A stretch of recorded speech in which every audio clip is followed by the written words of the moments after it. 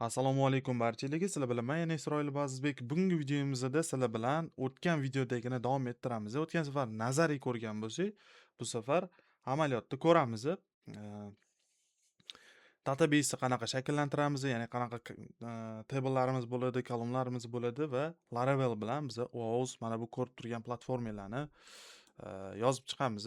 Bitta mana buni ko'rmaganlar uchun mana bu bizani mana shunaqa client beradigan OAuth platformamiz. Demak, videoni oxirigacha ko'ramiz, like bosamiz, obuna bo'lamiz va izohlarni yozamiz va bundan keyingi video qanaqa bo'lishligini aytadigan bo'lsanglar, qiziqarli mavzu bo'lsa, uni olib chiqishga harakat qilaman. Shunday ekan, o'zingizni qiziqtirgan savollarni izohlarda yozib qoldirib, aktiv bo'lib bersanglar, undan ham yaxshi bo'ladi. Qanchalik aktiv yaxshi bo'lsa, keyingi video shunchalik tez chiqadi. Qaramasam ko'p cho'zmaymiz, sizlar bilan amaliyotga o'tsak ham bo'ladi. Adashmasam bitta part bilan to'liq ko'rib chiqamiz. Video unchalik uzun bo'lmaydi. Qaramasam let's go, поехали. Xo'p, bu ko'rib turganinglar, bizani database'imiz shunaqa bo'ladi. Har bir table'larni ko'rishinglar mumkin. Users o'zi 4 tagina table, bunaqa juda katta ish emas. Har birida mana ko'rishinglar mumkin. Usersda nimalar bo'ladi? Ismi, email tasdiqlaganligi masalan yoki sizlarda fon bo'lishi mumkin. Bu o'zligi bog'liq. Undan keyin bizda klientlar bo'ladi, ya'ni klientlarimizda bo'ladi. Bu yerda nima? Nomi bo'ladi, ID secret, redirect URL va qaysi userga bog'liqligi. Easy. Undan keyin OAuth kod bir martalik kod generatsiya uchun bizga yana bu klientga, userga bog'lanadi. Buni redirect URL dan saqlab qo'yamiz tekshirish uchun va kodini demak generatsiya qilamiz. Qachon expire bo'lishligini yozib ketamiz va qachon ishlatilganligini yozib qo'yamiz. Undan keyin oxirgisi bu OAuth access token. Bu eslasanglar token berar edi. Bizning sistema integratsiya bo'layotgan tomonga token beradi. U token bilan qaytib integratsiya paytida yuborgan paytida user ma'lumotlarni berish kerak edi. Bu o'shaning uchun kerak bo'ladi. Endi bu savol bo'lishi mumkin sizlarda. Nima uchun o'sha GWT deymizmi? GWT token ishlatmadik yoki Laravel o'ziniki bor. Sanctum bor. Nima uchun u narsalarni ishlatmadik deydigan bo'lsanglar, Sanctum bu birinchidan faqat Laravelchilar tushunadi, uni qanaqa ishlashligini. Men nima deydi, harakat qilaman, umumiy backendchilar tushunsa, hech bo'lmaganda backendchilar tushuna olsin degan narsani ular masalan databasega qarab, men yozayotgan mantig'imga qarab tushunib ketishligi mumkin. Lekin aynan token qismida men Sanctum ishlatadigan bo'lsam, boshqa nima deydi, frameworkdagi backendchilar tushunmay qolishligi mumkin. Ya'ni GWT ni ham bir minusi, GWT deb o'rganganman talaffuzini. U tokenni berasiz, o'zida expire vaqtini berasiz va o'sha vaqtni nima deydi, siz sun'iy ravishda to'xtata olmaysiz. 15 minutlik token yaratib berdingizmi, 15 minutdan keyin o'zi expire bo'ladi. Siz uni masalan 1 minutdan keyin tokenni expire qilib yuborishingiz mumkin emas. Ilojisi bordir, lekin men anig'ini bilmayman va bu narsa diskomfortni bo'ladi. Bizga nima kerak? Tokenlarni yaratgandan keyin user o'zini tokenlarini boshqara oladi. Agar biz databasega mana bu kabi saqlaydigan bo'lsak, xohlagan paytida xohlagan tokenni o'chirib yubora oladi. Bu nima desam bo'ladi? Boshqarish uchun oson. Va u expire bo'lish vaqtini ham o'zgartirishimiz mumkin, masalan, yoki database o'zida yoki qanaqadir to'liq kontrol o'zimizda bo'ladi. O'shaning uchun ham databasega saqlab ko'rsatib beraman. Sizlar xohlasanglar o'sha GWT ni yoki Sanctum ishlatsanglar bo'ladi. Bu yerda token ID, token hashlangan varianti, sekreti bo'ladi, qaysi userga bog'liq, qaysi klientga bog'liq, qachon expire bo'ladi, qachon ishlatildi oxirgi marta degan kolumna bo'ladi. Mana bular esa oddiy timestamplar. Xo'p, umumiy database'imiz shundan iborat. Endi amaliyotga o'tsak ham bo'ladi. Xo'sh, kelinglar, bo'lmasam menda yangi Laravel bor, tayyor turibdi, hech narsasi yo'q, bo'm-bo'sh holati, faqat user bilamiz, o'zi defaultni keladi.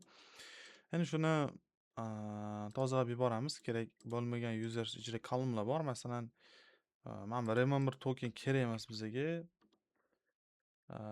Mana bu narsalar o'zi aslida shu personal reset token kerak emas. Session mayli database bo'lib qolsa, error bo'lmasligi uchun qoldiramiz. Cache qolsin, job qolsin, mayli. Tozalab oldik. Mana ko'rib turibsizlar, users table'imiz tayyor. Users table'imiz tayyor. Endi keyingi table'imiz bor. Bu OAuth client, ya'ni OAuth clientni ham yaratib olamiz. Aytsam make model OAuth client -m qilib migration bilan yaratib olamiz. Endi buni ichida demak kerakli kolumnalarni yozishimiz kerak. Men bu narsani tayyor olib qo'yib qo'yganim ham ma'qul, chunki bu narsalar juda ham oson narsalar. Mana ko'rib turibsizlar, name, client ID, bu yerda string va unikalniy bo'ladi. Har bir klientda alohida nima deydi, takrorlanmas IDsi bo'lishi kerak bo'ladi. Secret va redirect URLlari. Okay, undan keyingisi bizga kerak bo'ladi OAuth code. Ketdik demak. Aytsam make model OAuth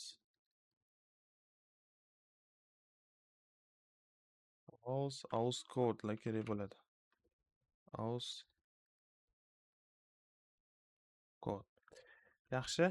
Buni ham demak bemalol bu yerga olib qo'ysam bo'ladi. Timestamp. Bu yerda indeks berilgan kodi bilan expiresiga bular bilan ishlaganda tezroq query bo'lishligi uchun demak indeks berib qo'yishimiz kerak. Chunki kod bizga kerak, uni tezroq olib, ustida query bajaramiz. Izlaymiz, ya'ni kodni. Shuning uchun tezroq bizga natija kerak. Va expires at ham xuddi shunday. Xo'p, bu yoqda user ID ga bog'lanyapti, klientga bog'lanyapti, kodga bog'lanyapti. Va expires vaqtini yozib qo'yamiz va qachon ishlatilganligi, har ishlatilganini yozib qo'yamiz. O'zi bir marta ishlatiladi bu kod. Undan keyingi kolumnamiz bor. Demak, user tayyor bo'ldi. OAuth client tayyor bo'ldi. Bu kod tayyor bo'ldi. Endi OAuth access tokenimiz bor. Xo'p. Yana kodga qo'yish esdan chiqibdi. Mana buni qo'yib qo'yishimiz kerak. Redirect URL ni ham kodga yozib ketganimiz ma'qul. Mana redirect URL. Bularni saqlagan paytimizda men sizlarga to'liqroq tushuntirib beraman. Undan keyingi narsa demak OAuth access token degan alohida table'imiz bo'ladi. Access token. OAuth access tokens. Xo'p, bu yerda ham bizga kerak bo'ladi.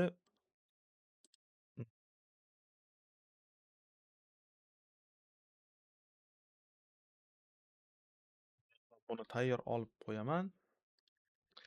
Vaqtingizdan olmaslik uchun. Xo'p, bu yerda ham string oddiy, bu ham unikalniy bo'ladi IDsi, hash, foreign ID, user bilan clientga bog'lanadi va bularda timestamplar. Mana timestamp ikki marta takrorlanib qoldi. Xo'p, bunda ham token ID ga nima beramiz? Indeks beramiz, chunki bu bilan tezroq ishlab berish kerak bo'ladi. Biz nima qilamiz? Token ID ni ustida query bajaramiz. Xo'p, ko'rishlar mumkin, biz nima qildik? Asosiy table'larimizdan o'zi 4 tagina table'imiz bor. Bularni Laravel'ga nima deydi? O'girib oldik. Endi bundan keyin qiladigan narsamiz asta-sekin autentifikatsiya qismi va undan keyin OAuth qismiga o'tsak bo'ladi. Xo'sh, endi sizlar bilan hozirgi database'imizni database'im bor-u, mana bu joyga parolni qo'yishim kerak va san migrate berib yuborishim kerak bo'ladi. To'xtanglar. Bizda error chiqdi. Pilot OAuth client. Bu OAuth clients degan table'ga bog'langanini betotdi. Demak, OAuth clients bo'lib qopti. Mana bu clients qilishimiz kerak. Xato ketibdi, demak, table nomi. Mana endi aytsam migrate fresh berib yuborishim kerak bo'ladi. Bo'ldi. Endi ko'ramiz. Database'imiz shakllandi.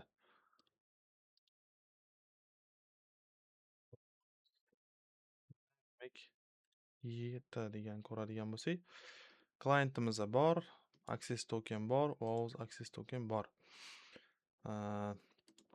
Endi yaxshi. Endi birinchi bo'lib qilishimiz kerak bo'lgan narsa bu Laravel'ga kiradigan bo'lsak, bu yerda hozir eski loyiha yonib turibdi. Aytsam serve qilib kirib ko'ramiz. ko'rishinglar mumkin. Defaultniy Laravel page chiqib turibdi. Bu narsani almashtirishimiz kerak. Biz o'zimiz uchun birinchi yozadigan narsa bu AUS, ya'ni autentifikatsiya yozamiz. Bunga kontroller kerak. AUS kontroller. Okay. Va bu yerda nima desam bo'ladi? Bu videoda qisqaroq qilishga harakat qilaman. Bizni faqat registratsiya qilib ketaman. Masalan, login o'zingizlar qilib olasizlar. Bu narsa easy narsa. Ham sizlarning vaqtinglarni olmagan bo'laman. Registrda bizga kerak bo'ladi. Bu registr forum bo'la qolsin. View AUS registr va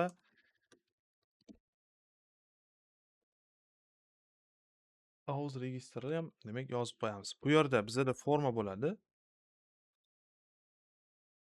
Hozircha ikkinchi rautimizni yozib qo'yamiz. Bu yerga registr handle bo'ladi, lekin nomini registr o'zini qilib qo'yaman. Validatsiyalarni qilib qo'yishinglar kerak bo'ladi. Bu narsalar masalan mantiqan biladigan narsalarimiz. Va bu yerda oddiy user yaratish jarayoni ketadi. Xohlasanglar obyekt bilan, xohlasanglar static metod bilan yaratsanglar bo'ladi. Mana email, name, email passwordini o'sha hashlab turib saqlaymiz va AUS login qilib ketamiz. Redirect home. Emas, dashboardga qaytaramiz deb aytamiz. Hozircha bizda dashboard yo'q. Controller deymiz.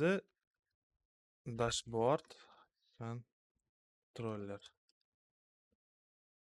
Board controller. Bo'ldi. Bu yerda ham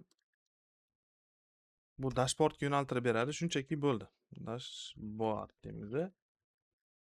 Return dashboard degan blade faylimizga yuborib beradi. Aytsam make view dashboardga uzatamiz buni.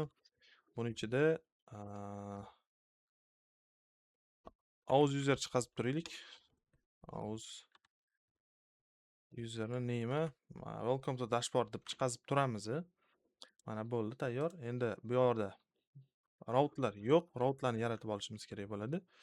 Birinchi bo'lib bunga kirgan paytimizda nima edi? Buni to'xtatib qo'yinglar. Route get. Mana, demak, o'zi yozib beryapti. Name register form bo'la qolsin, lekin mayli. Bunga ham name kerak bo'ladi. Register o'zi deb qo'ya qolamiz. Birinchi yurgizib yuboradigan bo'lsak, klassdan yuqoriga olib chiqib beradi. Xo'p. Registrimiz bo'ldi. Endi route middleware AUS qilamiz. Ya'ni AUS degani bu ro'yxatdan o'tgan middleware qo'yamiz. Ro'yxatdan o'tmagan bo'lsa bu joyga kira olmaydi. Buni 100 qilib chaqirib qo'yamiz. Dashboard va name ham dashboard bo'ladi. Yaxshi. Bizning registratsiyamiz bo'ldi. Endi buni bitta test qilib ko'rishimiz kerak bo'ladi. User klassini demak chaqirib qo'yishimiz kerak. 100 bo'lmabdi. Obyekt ko'rinishida chaqiramiz. Yaxshi. Endi nima qilamiz? Welcome. Welcome ga kiramiz. Keyin men bitta o'zim shunchaki hard code yozib turganim ma'qul. AUS check qilaman, shunchaki AUS check agar ro'yxatdan o'tgan bo'lsa dashboardga o'tishim, bo'lmasam welcome ga emas, aslida view ga emas, redirect route qilamiz. Redirect registratsiyaga uzatib yuboramiz. Registr forumga. Mana ro'yxatdan o'tgan bo'lsa dashboardga, bo'lmasa registrga kirib ketdi degan ma'noda. Ya'ni Laravel mana bu joyga kirganda. Ko'rib turibsizlar, bizaniki registrga kelgan bo'lishligi kerak. Mana bu joyda formamiz bor. Action joyga qaysi route'ga borishligini berib ketamiz. Registrni o'ziga boradi va metodda post bo'lishi kerak bo'ladi. Bo'ldi. CSRF berib ketamiz. Bu narsani bilamiz. CSRF formani o'tgan safar ham tushuntirganman. Bu o'zi defaultni bor narsa. Soxta so'rovlarni oldini olish uchun. Demak, name, email, passwordimiz bor va submit register. Hammasi joyida. Endi kirib yangilab ko'ramiz. Bu yerda menimcha welcome blade ga kirib ketyapti. Welcome blade ga kirib ketyapti. Hali ham H1 da nimadir chiqazib ko'ramiz keldi. Yo'q, umuman olganda menimcha dashboardga kirib ketyapti. Bu yerga ham kirgani yo'q. Webda mana bu joyda bo'lmoqda. Nima bo'lsa ham, bo'lmasa register form deganmiz. Register formimizda. Okey, vaqt yo'qotmaymiz. Buni bu yo'l bilan emas, kirishi bilan kelinglar. Umuman olganda buni o'zi registrga yo'naltirib turamiz. Blade'ga. Xo'p, ko'ramiz, qaranglar. Yozamiz, ismimga Azizbekni o'zini yozaman va registratsiya qilib ko'ramiz. Ko'rib turibsizlar, Azizbek is logged in. Welcome to the dashboard. Ya'ni bilsanglar bo'ladi, bizani registratsiya partimiz tugadi. Unda ovoz tugadi desak bo'ladi bu. Bu yerni murakkablashtirsanglar bo'ladi. Masalan, SMS da tasdiqlab kirish yoki email tasdiqlab kirish. Bu narsalar easy narsalar. Bizani fokusimiz asosan ovozga qaratishimiz kerak bo'ladi. Xo'p. Registratsiya o'tish jarayonimiz o'z nihoyasiga yetdi. Endi qilishimiz kerak bo'lgan narsa client yaratish. Xo'sh, endi sizlar bilan clientlarni yaratadigan qilsak bo'ladi. Mana komp yozib qo'yamiz. Completed aus register deb qo'yaylik, mana yetadi. Xo'p, endi client yaratishimiz kerak bo'ladi. Buning uchun yana bizga controller kerak. Controller bo'lsin. Client yoki OAuth client. Men client deb nom berishga qaror qildim. Bu yerda to'g'ridan to'g'ri store'ga mayli create page ham kerak bo'ladi. Bu shunchaki client create'ga uzatib beradi. Undan keyin store metodimiz bo'lsin. Store metodimizda faqat request ushlab oladi. Validatsiyalar qo'yish, har xil narsalar qilishlar bo'ladi albatta. Bu narsalarni men chetlab o'tib ketdim. Client yaratish bu bunday emas. Bu joylarni xato bizga berdi. Validatsiya ham aslida kerak emas. To'g'ridan to'g'ri ko'ramiz. Qaranglar. Pause men model nomini ham xato qilib qo'ydim. Agar eslaydigan bo'lsanglar, o'zi umuman olganda Client bo'lib qopti bu.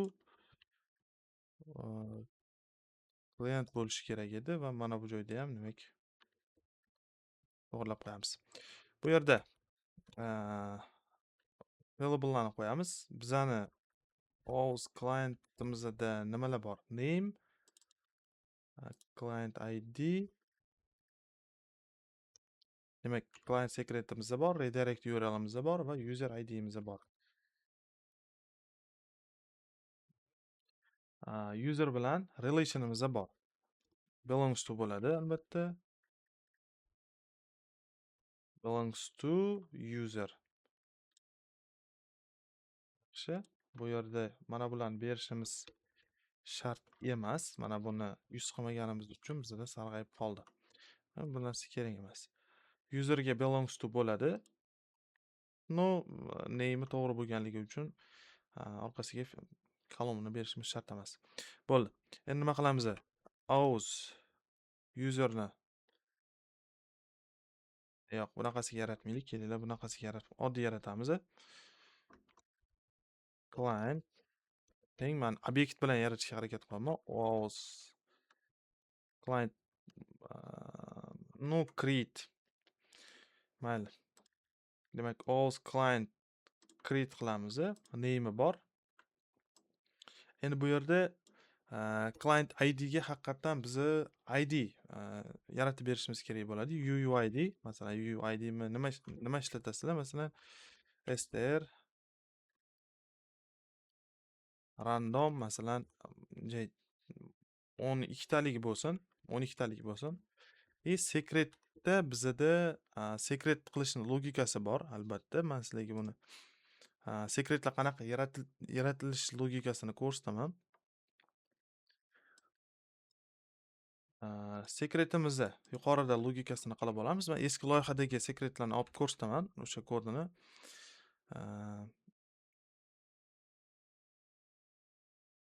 Va buni database'ga saqlagan paytda buni hashlab qo'yamiz. Hozir nimaligini tushuntirib beraman sizlarga. Mana bu narsa masalan 12 talik emas, eskisida 32 talik qilgan ekanman. Mayli, client ID'si ham 32 talik bo'lsin. Va sekretimizni hashlangan holatda saqlanadi va Nima uchun deydigan bo'lsanglar, bu narsani agar databesni olgan taqdirda ham u nima qiladi? Sekretni topolmaydi. Chunki biz sekretni databesga hashlab saqlab qo'yamiz, xuddi parolga o'xshatib. Endi o'ylashingiz mumkin, agar unaqa qiladigan bo'lsak, u sekretni qanday qilib u user ko'radi deydigan bo'lsanglar, oddiy Googledan misol keltiraman. Google'da ham ko'rsanglar, bir marta key yaratasizlar-da, adashmasam shunaqa, o'zi shunaqa qilsak to'g'ri ham bo'ladi. Keyni yaratib aytadi, ana copy qilishga o'zi beradi. Undan keyin qaytib keyni ko'ra olmaysizlar. Ya'ni secret keyni, client secretni ko'ra olmay qolasizlar. Aytadi, boshqatdan yarat degan narsa bor. Ko'rgan bo'lsanglar. Ya'ni siz u eski keyni ko'ra olmaysiz, shunchaki boshida bir marta olib qolasiz va nima bo'ladi? U hashlanib saqlanadi va keyinchalik uni ko'ra olmaysiz. Shunchaki client secret xuddi parolga o'xshab hashga ag'darilib, ya'ni hash bilan tekshiriladi. Ikkalasini ham hashga aniq qilib, ikkalasi bir-biriga to'g'rimi qiymati degan narsani tekshirib ko'rsak bo'ladi. Hashni bilamiz, dekod qilsa bo'ladi, orqaga qaytara olmaymiz. Ya'ni kodlasak bo'ladi, decoding qila olmaymiz. Decode. Xo'p, client yaratamiz va client secret atayin mana bu joyda alohida nimaga olib qo'ydik. Endi buni return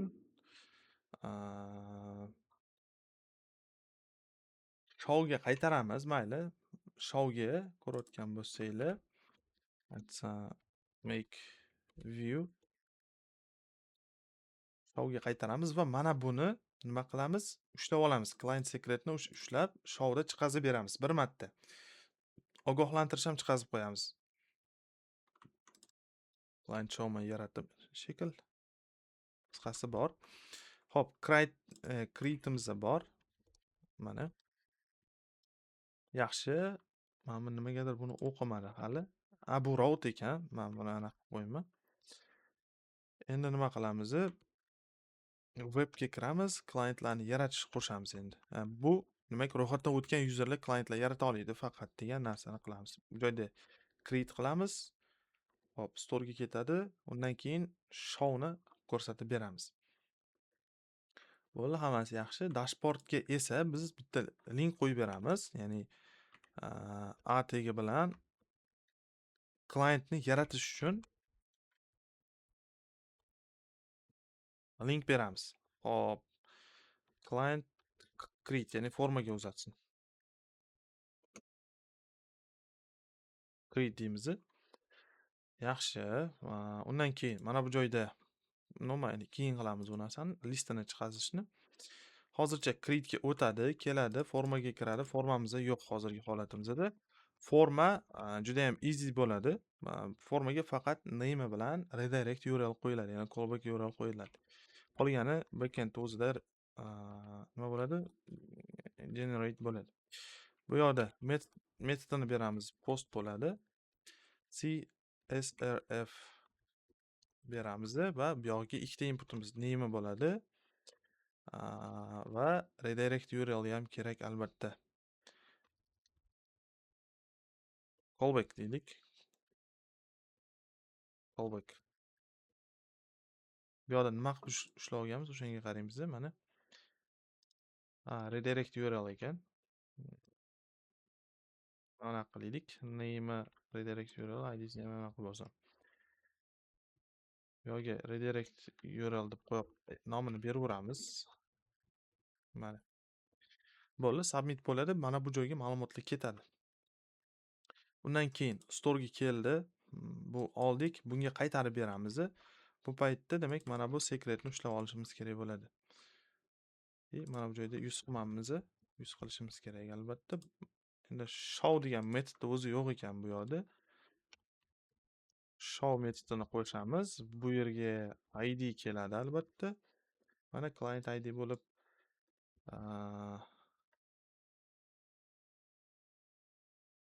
hop, buni topamiz deb tekshiramiz. O'ziga tegishli emas, to'g'ri. Buni tekshirib qo'yish ham kerak. Bunaqa biznes logikalar o'ziligiga bog'liq. Undan tashqari with deb yo'naltirganidan keyin mana buni qanday ishlab ola olamiz? Adashmasam requestdan ushlab olsak bo'ladi.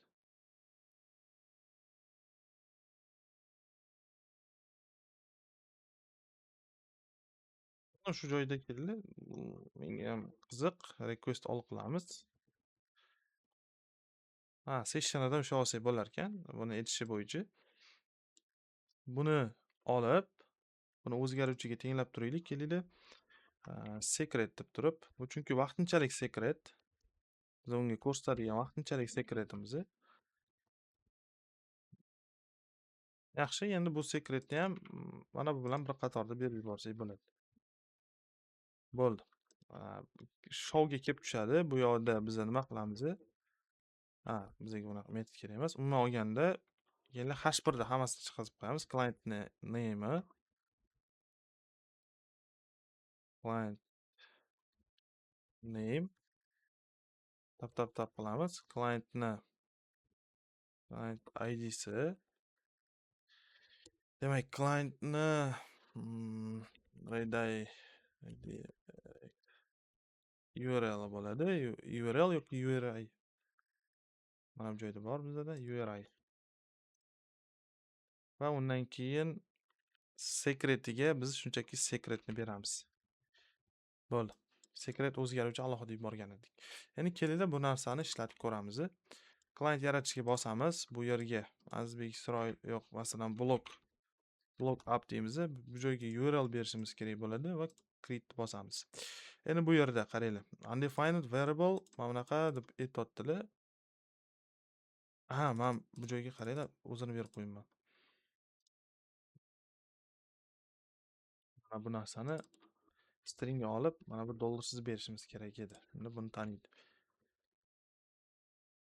Hop, hozirgi holatda mana boshqatdan yaratamiz. Mana bu joyga URL beramiz. Yaratamiz. Ko'rishinglar mumkin. Nima bo'ldi? Mana buni secret deb ustiga yozib qo'yishim kerak ekan.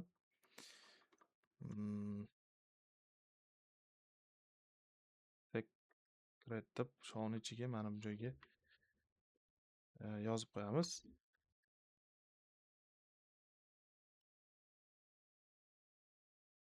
Secret mana bu joyga ham yozib qo'yamiz. Direct URI client ID va name deb qo'yamiz. Hozir men buni bir marta yangilasam bu yo'q bo'lib ketadi secret'i, chunki u secret bir martalik, ya'ni biz bir marta uzatamiz, undan keyin bu yo'q bo'lib qoladi. Va database ga ko'radigan bo'lsanglar, clientlarni ko'ramiz. Bu hashlangan, ya'ni umuman unga to'g'ri kelmaydigan narsa saqlangan mana. Hash parolga o'xshab hashlab saqlangan. Endi ortga qaytamiz, yana bir marta yaratib ko'ramiz. Blog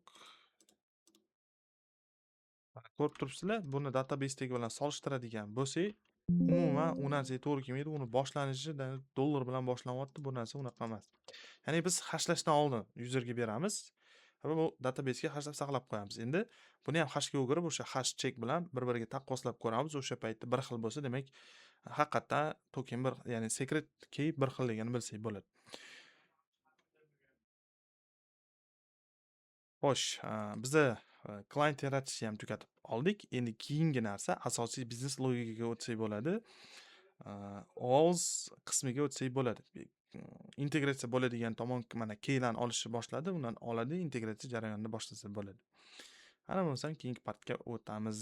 Xo'sh, endi sizlar bilan demak mana bu qilgan ishimizni yozib qo'yamiz.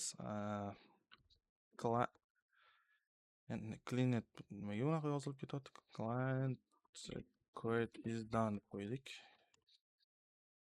Create is done. Mana bu versiyalar borish bu juda ham muhim narsa. Endi nima qilamiz? Bizda registratsiya bo'ldi. Endi eski loyihani run qilamizda, sizlarga qaysi qismini qilishimiz kerakligini ko'rsatib beraman.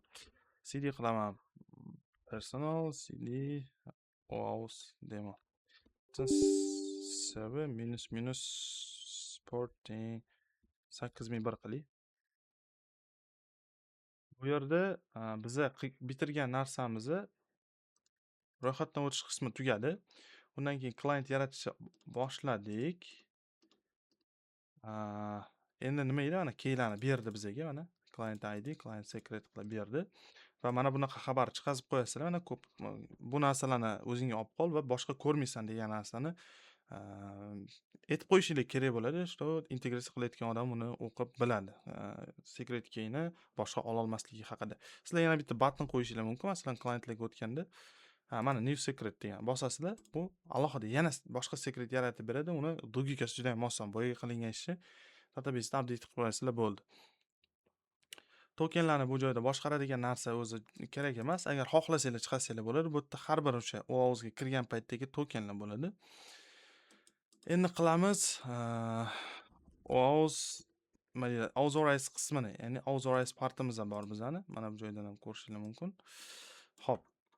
Hozir qaysidir ilova nima qiladi? Bu yergacha login qilib bo'lgandan keyin mana bu joyini qilishimiz kerak. Ya'ni bizani tizim orqali kirmoqchi bo'lganda bizani tizim ruxsat berish kerak. Mana shu pejni umumiy logikasi bilan birgalikda qilamiz. Buning uchun bizga kerak bo'ladi aytsam make controller auth. Men o'tgan loyihamdagiga qarab mana qilsam bo'ladi. Bu joyda token controller deb nom bergan ekanman. Yo'q. Controller nomi to'g'ri. Auth controller deymiz. Controller o'zi umuman olganda O bilan A boshqa harfda qilish kerak, chunki bu open authorization, ya'ni ochiq avtorizatsiya degan gapdan qisqartmasi. O'shaning uchun O ham katta harf, A ham katta harfdan boshlash kerak bo'ladi. Bu yerda birinchi bo'lib qiladigan ishimiz, men umuman olganda to'liq biznes logikani olib o'tsam ham bo'lar ekan, vaqtimizni tejash uchun. Xo'p, bu yerda Passat database olib qo'yamiz. Bizda register login forma yo'q bizda. Umuman olganda Auth'ni ham chaqirib qo'yamiz. Passat. Hop. Registrga uzatib yubor deymiz. Registrga uzatib yubor deymiz. Chunki aytganimdek bizda login yo'q. Endi biznes jarayonini sizlarga tushuntirib berishga harakat qilaman. Undan oldin keldi mana bu pejni yaratib olamiz. Make view authorize. Bu yerga kiramiz. Xo'sh, men kerak bo'lgan kodlarni yozib oldim. Sizlarga ko'rsataman. Xo'p. Chunki video juda ham cho'zilyapti. Menimcha kod yozish otamdagi qiziq emas. Birinchi bo'lib authorize degan metodimiz bor. Bu nima, qayerdan, qanday keladi deydigan bo'lsak, klientni topib authorize page'ga uzatadi. Mana qaranglar, men hozir bunaqa narsa qildim, mana ko'rishlar mumkin. Eski o'sha videoda ishlatilgan blog saytimizda bor. Bu joyda login with ID use qiladigan bo'lsak, mana ko'rasizlar. Authorize request deb turib, Azizbek Isroilov bu klientning nomi. To'xtanglar, boshidan kelamiz. Bitta yangi klient yaratamiz. Klientga nom beramiz, blog up deb turib va callback URL beramiz. Undan keyin mana keylarni olgandan keyin mana shu loyihamizni bu o'sha blog loyihamiz shu joyga keldi. ID'sini qo'yamiz. Endiga integratsiya bo'luvchi tomon deb tushunsanglar bo'ladi. Integratsiya qilayotgan tomon. Mana secretini qo'yamiz. Bo'ldi. Buni bu yoqqa olib qo'yaman. Xo'p. Yangilab yuboramiz. Hammasi joyida. Orqasiga qaytaramiz buni. Login with ID use bosamiz. Ko'rasizlar, mana blog up bu men kirgan men register qilgan nima deydi? Email. Blog up sizni emailing'izdagi ma'lumotlarga ruxsat olish xohlaydi deb aytadi. Ruxsat berasizmi? Bosamiz, ruxsat beramiz. Mana ko'rasizlar, Jared Jacobson bo'lib, meni akkauntimni mana bu yoqqa uzatib berdi. Ya'ni mana bu sahifaga keladi. Mana bu sahifa, mana bu sahifa aslida. Buni routini ko'radigan bo'lsanglar, authorize ko'radigan bo'lsak, mana get bilan bu integratsiya bo'lish tomon shu yerga redirect qiladi, authorize ga keladi, client ID ni beradi. Headerda ko'rgan bo'lsanglar, mana client ID va undan keyin redirect URL bergan va state ham bo'ladi buni. O'sha requestga kelgan client ID bilan client izlab topyapti. Bu yerda database table, ya'ni DB fasadi ishlatilgan. Buni olib mana bu yoqqa uzatadi. Bu joyda client olingandan keyin bemalol biz nima qila olamiz? Client ma'lumotlarni ola olamiz. Mana bu joyda Xo'p, client nomi so'ralgan. Mana ko'rib turibsizlar. Shu clientni mana shu client wants to bu joyda aus userni emaili va ruxsat so'rash xohlayapti deb mana bu joyga o'zinglarni biznes logikalarini yozsanglar bo'ladi. Authorize bosadi. Mana bu handle ga borib tushadi mana. Bu joyda endi checking jarayonlari bo'ladi va kod generatsiya qilish jarayoni bo'ladi. Birinchi ro'yxatdan o'tganmi yo'qmi, o'tmagan bo'lsa register formaga qaytarib yuborish. Ikkinchi validatsiya qo'yilyapti. Client ID, secret redirect URL, state'larni berishga. State'ni yuqorgi URL dan olib, mana bu joydagi turgan holatda buni bosganimizda mana bularni olib, mana bu joyga yuborib beradi. Bu shunchaki qaraydi. Client bormi yo'qmi tekshiradi. Undan keyin redirect URL bir xilmi? Ya'ni agar mana bu integratsiya qiluvchi tomon 3000 emas, 3001 yuboradigan bo'lsa, ishlamaydi. Chunki ikkala tomonni nima deydi, redirect URL bir xil emas o'shani hisobiga. O'sha narsani tekshiryapti bu joyda. Undan keyingi holatimizda mana oddiy kod generatsiya qilish jarayoni. Kod generatsiya qilishni ko'radigan bo'lsanglar, oddiy string random 40 talik string random bo'ladi. Userga tegishliligini bildirib unga saqlab qo'yamiz, klientligini saqlab qo'yamiz va 5 daqiqa berganmiz. Ya'ni bu kod 5 daqiqadan keyin o'chib ketadi. Ya'ni ishlamasligi kerak biznes logikamiz bo'yicha. Undan keyin redirect URL ham bunga saqlab ketamiz. Bo'ldi. Keyin yaratilgan kodni olamiz, mana ko'rasizlar, redirect qilinyapti. Redirect URL ga, ya'ni mana bunga tushunsanglar bo'ladi. Bizani ovozimizni mana shunga kodni yuboryapti, mana state'ni yuboryapti. Mana shunga redirect qilib ketyapti. Ko'rayotgan bo'lsanglar. Mana. Xuddi shu narsani redirect qilib nima bo'ladi? Shu mana buni bosganimizdan keyin tap orqasiga qaytib ketadi mana. Orqasiga qaytadi, keyin bu tomonda yana jarayonlar bo'ladi. Bu qaytarib yuborish jarayoni. Orqaga qaytarib yuboradi. Undan keyin client uni ushlab oladi. Clientni mana bu yerga kelib tushadi mana. Callback'iga kelib tushadi. Qaraydi bu ham state tekshirib ko'radi. Yaxshi, state bir xil ekan deb turib, mana o'zini sessionga saqlab qo'ygan mana bu joyda. Integratsiya qilish tomonidan ko'rsatib ketaman. Redirect qilayotgan paytda state yaratib sessionga saqlayapti. Mana client ID'sini, redirect URL'ni, response type kodligini bildirib, state'imizni shunga nima qilamiz? Redirect qildiryapmiz. Bu joyda base URLni ko'radigan bo'lsanglar, mana bu joydan olinyapti. Bu base URL bizning OAuth platformamizning URL'i. Bu yoqqa bordi, u yoqda kod generatsiya qildi, bu yoqqa qaytib keldik. Bu narsani nazariyada tushuntirgan edim va bu joyda yana bir marta o'sha sessionga saqlangan state bilan OAuth platforma yuborgan state'ni tekshirib ko'rish kerak. CSRF xavfsizligi uchun edi bu narsa. Bir xil bo'lmasa, demak, boshqa odam bizga request yuborayotganligini bilsak bo'ladi. Bir xil bo'lsa bilsak bo'ladi. Biz bu yoqda yuborgan request bu joyga qaytib kelganligini bilsak bo'ladi. Undan keyin payload, yana payloadlar tayyorlanyapti. Grant type authorization code bularni tushuntirgan edim. Endi client ID secretlarni o'sha env dan olib payloadga qo'yamiz. Undan keyin kod. Kodni mana bu joyda ko'rishingiz mumkin, qaranglar. Uni saqlashga harakat qilamiz. Bu joyga logout chiqib ketamizda, yana kirishga harakat qilamiz. Authorize bosgandan keyin mana ko'rasizlar, yuqorida qaranglar. Hozir 8000 portidamiz, ya'ni OAuth platformadamiz. Buni bosganimdan keyin 3000 ga o'tib ketyapti, ya'ni client tomonga o'tib ketyapti va clientga nima uzatyapmiz?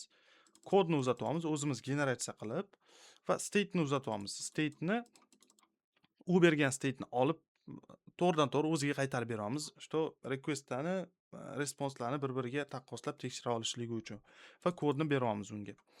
Mana shu jarayonda edi. U o'sha kodni olib yana bizga qaytarib beradi. Sababi biz bilishimiz kerak, bu kimligini o'sha kod orqali bilib olamiz, qisqa qilib aytadigan bo'lsak. Bunani payload qo'yganidan keyin mana bizning bitta endpointimiz bor, API OAuth token degan. Mana shu yerga mana bu ma'lumotlarni yuboradi. Orqa fonda bu narsa mana ko'rayotgan bo'lsanglar, hozir jarayonni boshdan ko'ramiz. Authorize bosamiz. Ko'rayotgan bo'lsanglar, biroz ushlanadi, chunki orqa fonda keladi, kodni oladi, kodni olib payloadlarni tayyorlab, yana bizani OAuth platformaga request yuboradi. OAuth platformamizda nima qiladi o'sha jarayonda? Mana biza bu jarayonni sal sekinlashtirishimiz mumkin, jarayonni tushunishimiz uchun.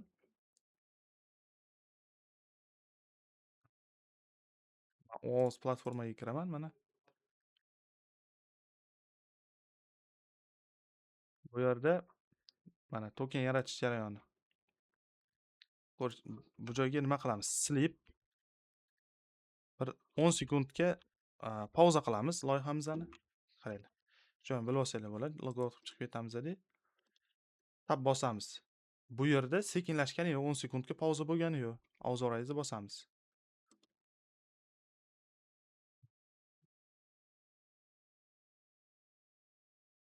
Bu yerda demak 10 sekundga mana shu yerda pauza bo'ldi.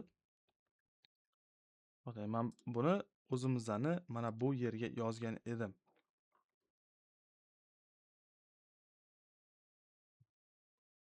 10 sekunddan keyin u qaytib borib tokenni olayotgan jarayonida nima bo'lib qoldi? Pauza bo'lib qoldi. 10 sekund. Chunki bizani mana bu yerimiz 10 sekundga uxlab qolgan edi. Bundan bilsanglar bo'ladi. Endi bu 10 sekund joyida qolsa, biz nima qilamiz? OAuth clientga kirib turib, mana bu yerga DD qo'yib ko'ramiz. Ya'ni unga request ketishidan oldin biz vaziyat tushunishimiz uchun logout qilib chiqamiz-da, qaranglar. Kiramiz, 10 sekund pauza bo'lmadi. Authorize bosamiz. Mana pauza yo'q. Biz yuqorida ko'rayotgan bo'lsanglar 3000 portidamiz. Ya'ni biz client tomonga sakrab o'tib bo'ldik. Endi mana bu DD ni olib tashlasam, mana bu request ketadi. Mana bu yerga, mana buni responsi 10 sekund tutilib qoladi. Mana bu joyni responsi demak, sababi biz mana bu joyga buni sleep qo'yib qo'yganmiz. Sleep qaytaramiz. Buni olib tashlaydigan bo'lsam, mana 10 sekund pauzada 10 sekunddan keyin jarayon davom ettirib ketadi. Xo'p. Chizsam bo'ladi. Mana qaytib keldik. Endi ko'rishlar mumkin, bu yoqqa nimalar keladi? Grant type keladi. Faqat mana bunaqa bo'lib, authorization code, ID, secret, code, redirect URL. Buni mana bu client yuboryapti aslida mana. O'ziga berilgan ID secretlarni, avtorizatsiya kodini deb turib grant type'ini va kodni uzatyapti va nima qoldi? Redirect URLni uzatyapti. Bu uzatganidan keyin bunga keldi. Bu yerda bir nechta tekshiruvlar bo'ladi. Birinchi bo'lib client bormi yo'qmi tekshirilyapti. Client yo'q bo'lsa mana invalid client. Ikkinchi bo'lib mana clientning sekreti tekshirilyapti. Ya'ni xuddi parol bir xilmi, bir xilmasmi degan logika bu joyda. Hash check bilan ikkalasini ham hash turida bir-biriga taqqoslab ko'riladi. Teng bo'lsa bo'ldi, o'tib ketadi. Undan keyingi jarayonimizda kodni tekshiramiz. Bunaqa kod bormi? Chunki biz kodni yuqorida mana bu joyda kod generatsiya qilib, buni klientga berganmiz. Klient uni qaytarib bizga beradi.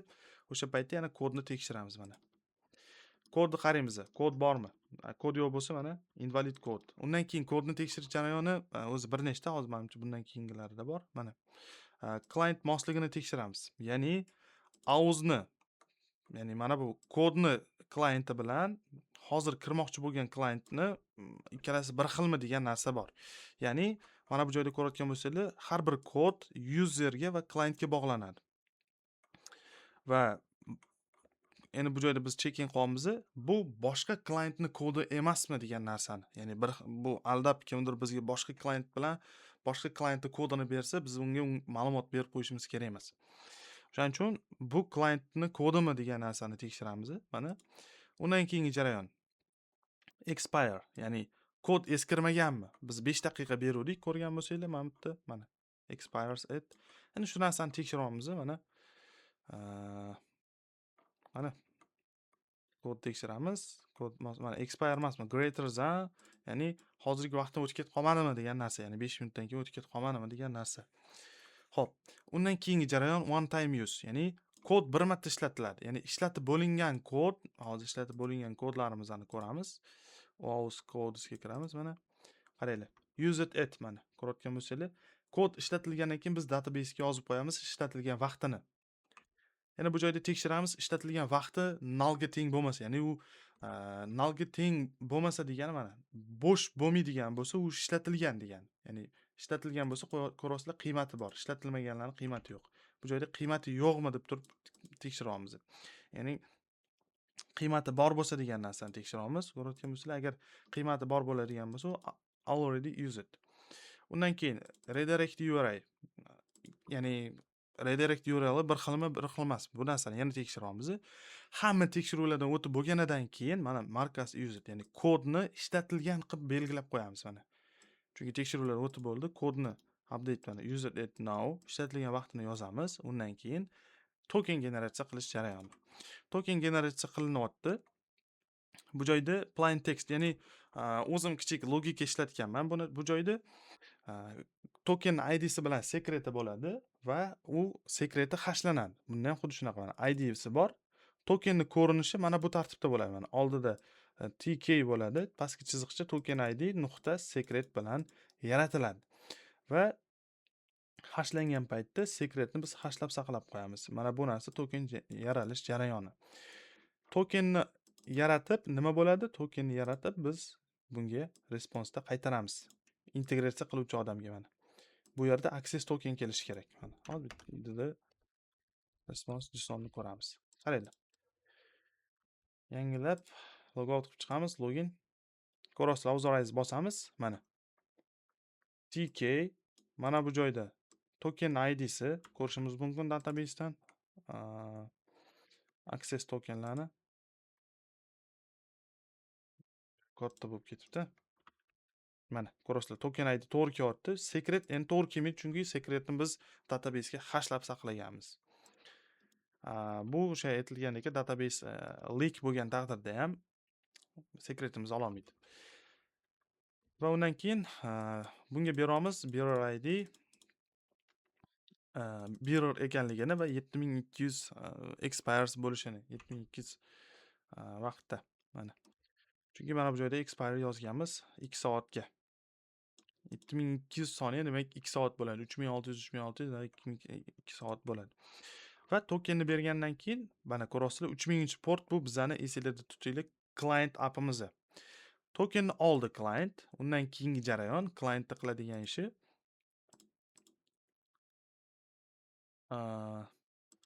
client token olgandan keyin xuddi o'sha tokenni bizani yana bitta endpointimizga yuboradi. API user degan endpointimiz bor. Mana ko'rishingiz mumkin. API da mana user degan endpointimiz bor. Bu yerda bitta middleware yozilgan. Bu logikasi bo'yicha o'zimiz yaratgan tokenni haqiqiy token ekanligini tekshiradigan middleware. Ya'ni biz yaratgan ekanimizni tekshiradigan middleware. Ya'ni boshqa odam o'zi generatsiya qilib yaratsa, masalan, ular o'tmaydi. Bu joydan birinchidan mana checkinglarni ko'ramiz. Headerda authorizationni yuborish kerak. Mana client yuborayotganligini ko'rishingiz mumkin. Authorization qilib turib, o'sha olgan tokenni bearer deb yuboradi. Okay, undan keyin tekshiriladi. Boshi bearer bilan boshlanishi kerakligini mana. Bearer bilan yuborish kerak. Bo'lmasa qabul qilmaydi. Masalan, bunaqa yuboraylik mana. O'zini, token o'zini. Endi kirishga harakat qilamiz. Server error beradi. Chunki bunaqa biznes yo'q. Bunaqa biznes logikamiz to'g'ri kelmaydi mana.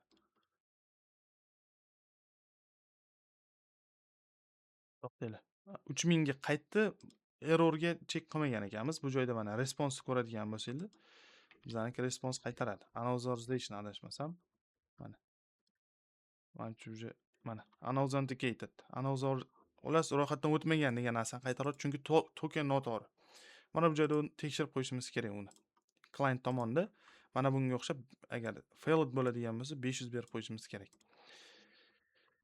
Yaxshi. Ko'rdinglar, demak tokenni noto'g'ri yuborar ekan, bu narsa qabul bo'lmaydi. Undan keyingi jarayon.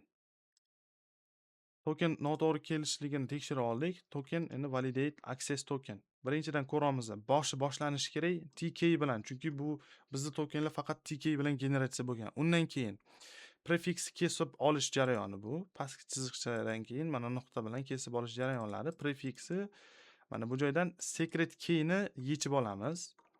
Ko'rasizlar?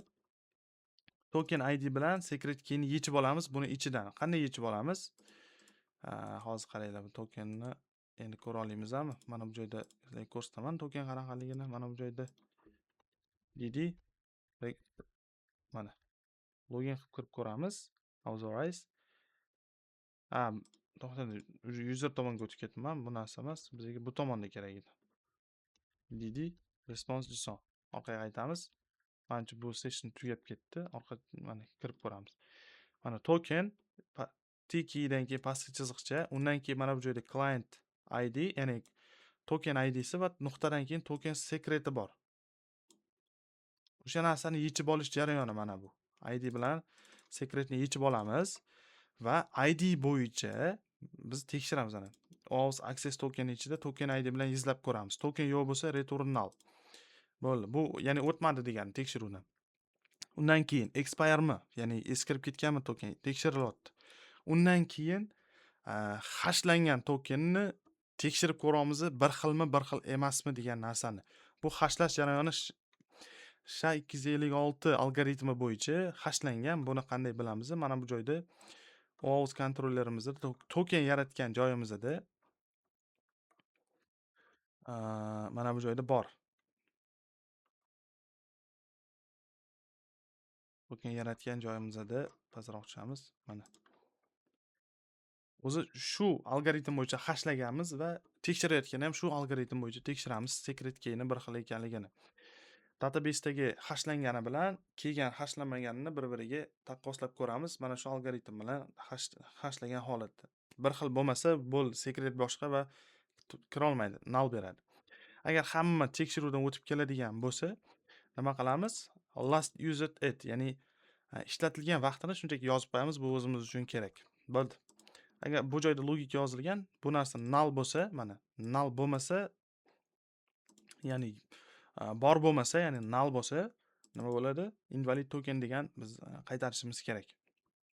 Undan keyin request attributiga user ID bilan, kirayotgan user ID bilan client ID ni shunday saqlab ketyapmiz, buni kerak joyda ishlatish uchun. Bo'ldi, bu middleware vazifasi. Undan keyin userga keladi. Mana API da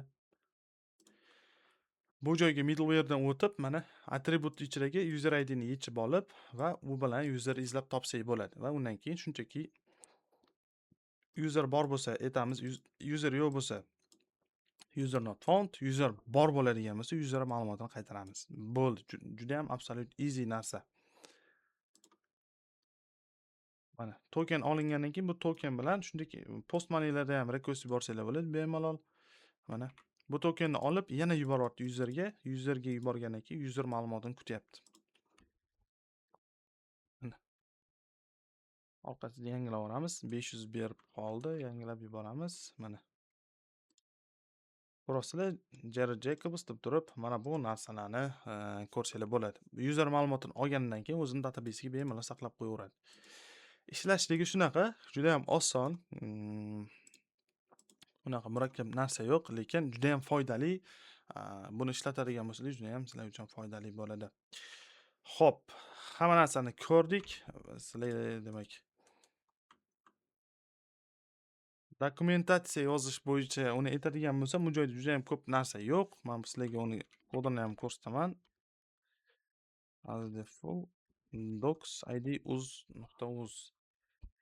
Bu narsa Astro degan framework, mana Astro degan shunday yaratib, template Starlight qilib yaratasizda. Bu joyda mana MD fayllarni mana guide ichida mana MD fayllarning ichiga qanaqa yozsanglar, xuddi shu narsani nima qilib beradi? Framework o'zi ag'darib webga chiqazib beradi. O'tgan safar videoda ko'rganinglardek chiqadi. Bu narsani qanchalik chiroyli qilishinglar o'zingizga bog'liq. Astro degan mana Astro.js mana ko'rishlar mumkin. Juda ham zo'r. Men shuni ishlataman. Mana ko'rasizlar. Bunda har xil blog saytlar qilsanglar ham bo'ladi. Juda ham zo'r narsa. Get start qilib. Mana o'zini dokumentatsiyasi ham o'zida yozilgan. Mana xuddi shunaqa sizlar dokumentatsiya qilib qo'yishingiz mumkin. Mana har xil narsalar qilib, buni o'zini komponentlari bor. TypeScript, mana TypeScript qanaqa ishlatsanglar bo'ladi. Xullas juda ham zo'r narsa qilib tashlanglar bo'ladi. Xo'p, bo'lmasa videomiz shu joyda o'z nihoyasiga yetadi. Hammangizga rahmat. Bu narsa videoni chiqazdim. Aktiv yaxshi bo'lmasa ham o'tgan safargida, chunki bu o'zim uchun portfolio bo'ladi. Sizlar bilan Isroil Bazbek bo'ldi va Telegram kanalimizga ham obuna bo'lib qo'yinglar. U yoqda ham har xil kerakli postlarni qo'yib boraman. Keyingi videolarda ko'rishguncha xayr, salomat bo'linglar. Yana izohlarda yozamiz, nima haqida video qilay. Ya'ni yana nima deydi, men izohlarni doim o'qiyman, javob beraman. Qiziqarli mavzu bo'lsin, shunchalik qiziqarli bo'lsin va men ham qiziqib unga to'xtamasdan video qiladigan darajada bo'lsin. Sizlar bilan Isroil Bazizbek bo'ldi. Keyingi video darslarda ko'rishguncha xayr, salomat bo'linglar.